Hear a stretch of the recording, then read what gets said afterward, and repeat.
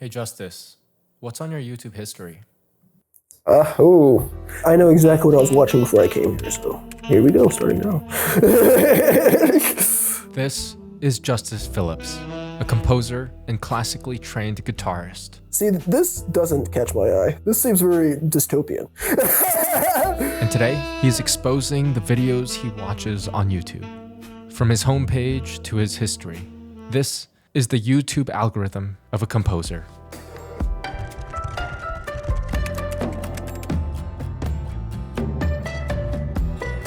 I'm Justice Phillips. I work for Austin Classical Guitar as the customer services director as well as a composer, and I'm here to share my algorithm.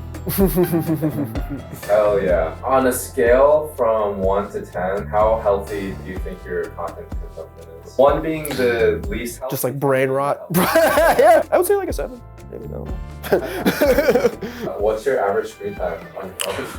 Yeah, it's interesting. Let's see. I would say like 5 hours, I think, is usually what it tells me. Pretty good. Yeah, actually, yeah, it says my daily average is 4 hours and 7 minutes. I also sleep pretty early. I go to bed at like 9:30 every night. I wake up at like 6:30. So I'm not usually on my phone too much at like night. I usually write music or practice. I love to practice in the morning, an hour and 2 hours in, like early in the day. Practicing before stuff happens, so practicing in the morning. Great. Couldn't do it when I play electric guitar, because playing electric guitar at like 7:30 in the morning that loud didn't fly, but I can do it now playing classical. But I'm curious if y'all wanted to look at my videos on this. So my email for this is JusticePhillips13 because I made it when I was 13 and I'm 28 now. So this channel is like my personal, not professional channel. And what's funny, you're talking about my earliest YouTube videos, I would always play, because I'm a guitar player, I've been playing guitar my whole life. But back then I was really into playing electric guitar. I would learn different songs and I'd play with like backing track. They would take the guitar out of it and then it's just the drums, the singing. But the audio was just absolutely abysmal. So yeah, it's a little cringy, but it's all good. Me in my room with just on my like Mac camera. Me showing off my Iron Maiden pick. Back in those days, I used to really play as fast as I can, essentially. That was just like my thing. I was just like a shredder. I felt very cool doing this. So I started playing guitar when I was like 9 or so like 4 years prior to this. Obviously been obsessed playing guitar my entire life. I was a huge, big fan of Metallica, just like all like thrash and heavy metal back then. I still am, I love metal, but that's like was the roots. I didn't start playing classical guitar until I met this organization when I was in 6th, 7th grade. Yeah. You were doing the lip syncing I was. like that before TikTok existed. Yeah, I was just doing it for the vibes, honestly. I haven't played electric guitar for a while, honestly. Every time I watch this video, which is not very often, but it makes me want to play electric guitar again. My earliest stuff on YouTube was mainly just playing with like backing tracks. So I've always been a big improviser. Like I improvise a ton. Like improvise today, but just on classical. My point with that is that I would find these backing tracks, just like generic, like people playing just like generic chords and stuff. Then I would just improvise solos to them. Do you remember Mr. Guitar Man? Mm-hmm. Yeah, definitely. I definitely remember him. He was a shredder too. That was another big part of my YouTube. So back then, watching all those like guitar guys back on YouTube and watching them just like. Favorite one? I don't know if you know him, Michelangelo Badio. He used to be able to. He plays like. Yeah, he's doing hammer on and pull offs. I remember when this video came out. It says 13 years ago. I remember being like, well, damn. If anyone else showed me this video besides like yourself, I would be like, oh, that's just fake. Yeah, no, 100%. Yeah, it's like there's no way he's actually doing that. Yeah, that's like his party trick. One of the bigger things is when I watch videos like this, music with the score.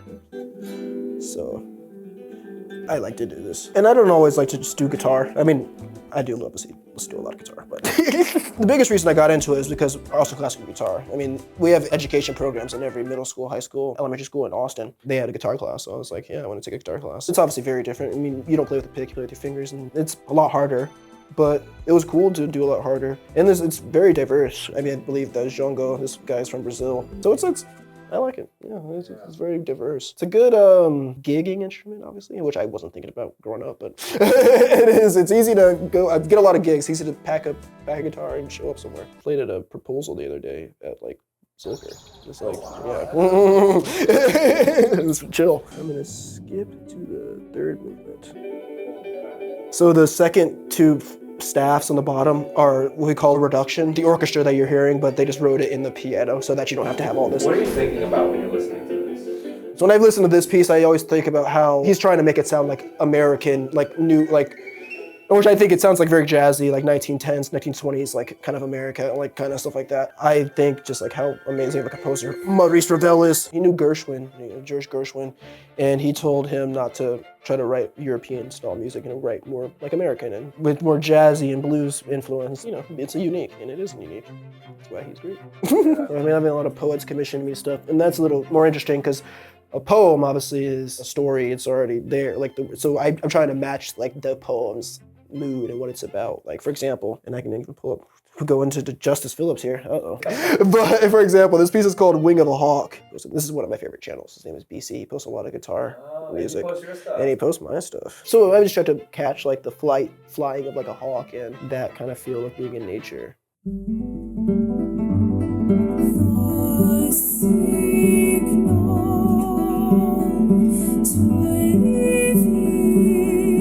So yeah, this is the singer, as you were hearing, or this is the voice. So these, and you see the words. So these are, she's singing these notes, like an F sharp, but she says them on the words. And these words are all from the poem. Hushes and bubbles caressing the shore. The lake swells delicate white froth, hushes and bubbles caressing the shore. I use the words from the poems to use for the words in here, but singing notes that I wrote for her to sing. This is a first guitar. When you're young and you're playing guitar, usually you'll say guitar one, and the guitar one usually plays more like higher notes and more melody. When you're more advanced, it's not as big of a deal because the two guitar players are usually as good as each other, so they just switch off. And then this is the second guitar part. I played the second guitar part, and my best friend Alex, who is getting his doctorate at UT in guitar performance, played the first guitar part. That's how you read it. We're cooked. Yeah. Where are we? We're cooked. Oh yeah. I was hoping that wasn't a history, or because I very much try to avoid channels that are like clickbaity or like sensationalist. My reaction is to not want to watch it. Like if this is for NBA 2K, so obviously it's whatever. But like if this was like, yeah, saying Israel-Iran war, we're cooked, I wouldn't want that as like a headline. I try to avoid biases on both sides. I very much just care about like the facts and like the truth of what's up, and then I try to just make my own moral beliefs from that. So I try to stay in the middle of things. If you say Israel, a definitive history, for example, like this, and then their assertion at the end is, yeah, we're cooked, based on like the facts, then I'd be like, I mean, that's your opinion, that's fair. I don't like just fear-mongering or, just like stuff like that. How much of your news do you think you're getting from YouTube or social media in general? That's a great, I would say a good large percent, probably like 75, from trusted channels that I've just cultivated over the years that I think try to be as objective as possible. Like Ground News and Ground News. It's a service that they show the leaning and the biases of at least of every article and stuff that you read, so at least you go into it knowing like what someone's background is. I mean, it's not easy, obviously, to find the truth. Have you seen this channel specifically before? Yeah, definitely. This is one of the channels that I actually look at the most. I don't think it's necessarily word driven in the sense that it's not like they think of these people as numbers. One of my favorite things about this is how much they talk about like the Sudanese civil war right now, because it shows a big light on a lot of the conflicts that are happening in the world. And a lot of it is about how our everyday people in these places being affected. So that's kind of more what I care about. How does this channel kind of differentiate from They did a video that I watched a few days ago. It was just like a general questions asking them stuff. And this is what they were saying. They care about truth and they don't care about good guys or bad guys. I can support the innocent people and people whose lives are taken. Everybody can each side can justify why they do something and support. But at the end of the day, our voice is for the people who are there. I care about the people whose lives are being displaced and stuff. And the biggest thing, and that biggest one to me is again the Sudanese civil war, which is the biggest war in terms of people displaced and people killed in the world by far right now, and it gets the least amount of coverage. And there's not a good side. Like Through the Victors tells the story of war and everything. I mean, everybody will look like a good guy after with their justification. So that's kind of how I feel. That's why I like this channel.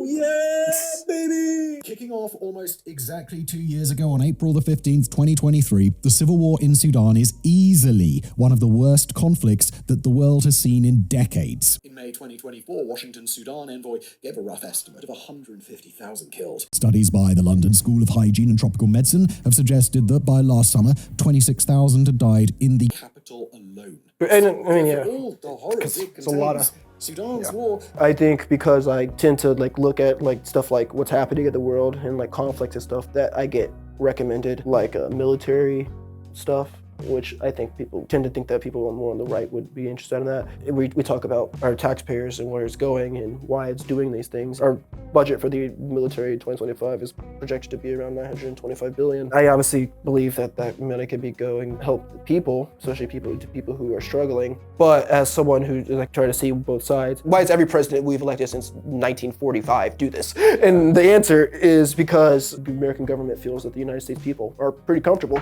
and we live a pretty comfortable life. A lot of the comforts we have are from things like global trade. Like, I don't think people would be very happy in the United States if America didn't try to check Iran and stuff, and oil prices were to rise to $30 or something a gallon. We want to be able to live this comfortable life and be able to have access to goods and services from all around the world. And the United States has positioned themselves as quite literally the protector and the guarantor of free trade. If you look even deeper into the United States military spending, the majority of it goes to the Navy, because the Navy is what ever guarantees that we can ship everything. If we couldn't go and get Mongos or whatever, oil did rise to 10, 15, 20. It's like the American people would be fine. It's like we'd be more uncomfortable, but it's like our life would be okay, like perfectly fine. You know, is the thing. But I don't believe, and this is an opinion, I don't believe that the majority of American people would stand for that, and they would vote for someone who would make sure that doesn't happen, which is why we do. Which is why American people do. This is like a NBA 2K with my guy Danny 2K. Imagine if you were in real life an NBA team and you're just like building a team to make it. He just does that in the game. And it's just fun, little lighthearted stuff. And then like real basketball stuff, people talking about the NBA and Hoop Central, Hoop Central. Yeah, him talking about it and his opinions on stuff like that. This is kind of what I talk about and recommended stuff about military hardware instead of like everyday people. Yeah, which is gonna be kind of weird, but it is what it is. The subscriptions. Watch Mojo, yeah, you know it. I'm very liberal with my subscription. If you make a video that I really like over the course of like the 13 years I've had this channel, I probably will have subscribed to you. Like, who is this? I don't know who this is. Calm Piano Music, there you go. That's probably why I followed you. And then there's a lot of sports ones, a lot of ones people I do know. Andrew York, he's a composer. Anton's someone I went to high school with. This guy does a lot of stuff like this. Yeah, I know. This guy does a lot of this. If we're talking about backing tracks, this is what I would do back in my day. I would just like, so I'll play a little bit of one. Like, you would just play this and then just like solo over it. Yeah, and just like improvise guitar solos over this. I don't think I've listened to one of these videos since I was like 15. So nowadays when I improvise, it's just like me, because I'm doing it on classical guitar, so it's just like I'm improvising accompaniment, which is what this would be, and like melody. But back when I was playing a lot of electric guitar, it'd be sweet. What was cool about this channel is that they have a lot of different genres of backing tracks. I can find a rock one, I can find a soul, all sorts of different genre ones, so that if you find yourself on a stage, someone puts some set of music and a lot of it is going to be improvised, which is kind of how it works, especially as a jazz musician. You've played this style of music and stuff before. This guy. I was like, let me find a funny one for y'all. This dude is a big sports guy, but he's like a sports troll. So he will essentially just post a lot of troll sports stuff. I don't know if you know this or not, but Tom Brady was picked in the 6th round. He's not very talented. He has no elite physical skills. He doesn't have a strong arm. He's definitely not athletic. Tom Brady's won 7 Super Bowl rings and is the greatest football player of all time. But yeah, it's funny. It's funny to hear that. So, oh, I'm sure Max Kellerman's another guy who can't stop. But yeah. So yeah, I like stuff like that too. This is a horror guy, for example. So he does a lot of verified true stories, which I am not a big fan of. But this guy, one of my favorites, his name is Lazy Masquerade.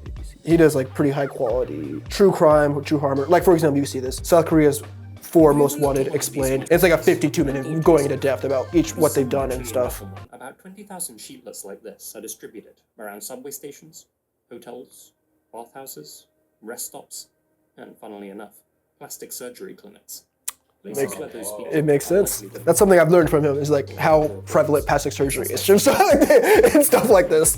Yeah.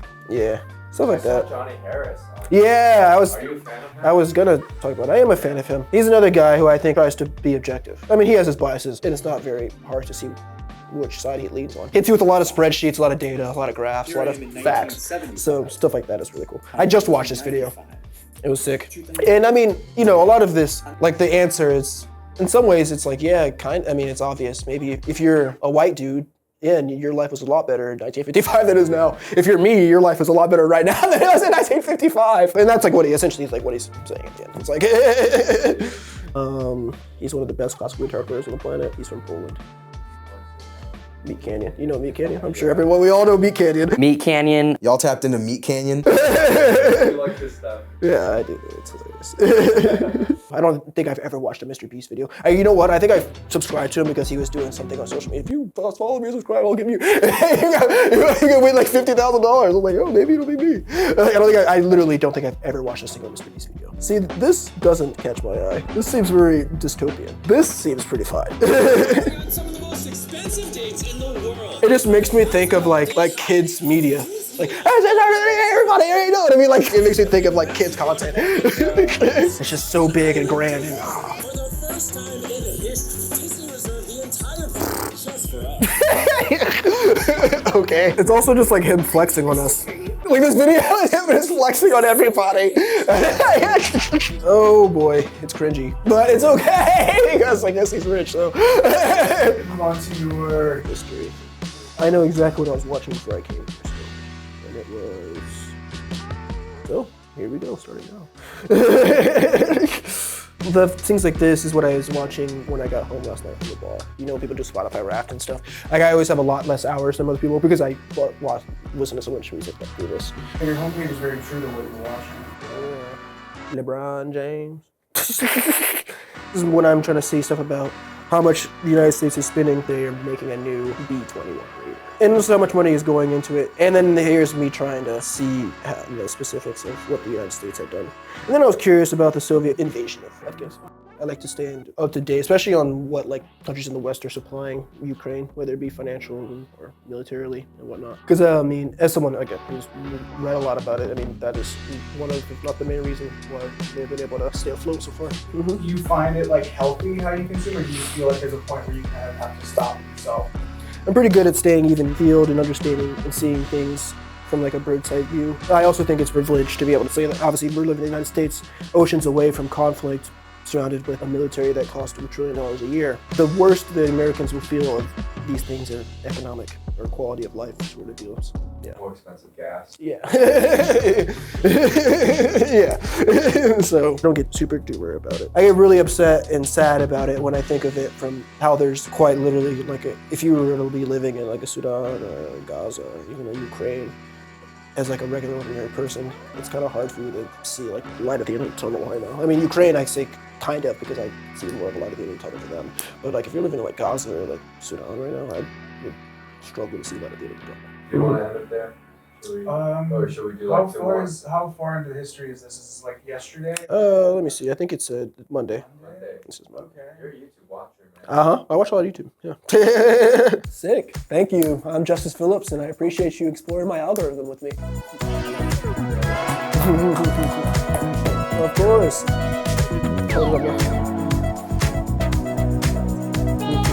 Perfect. Of course.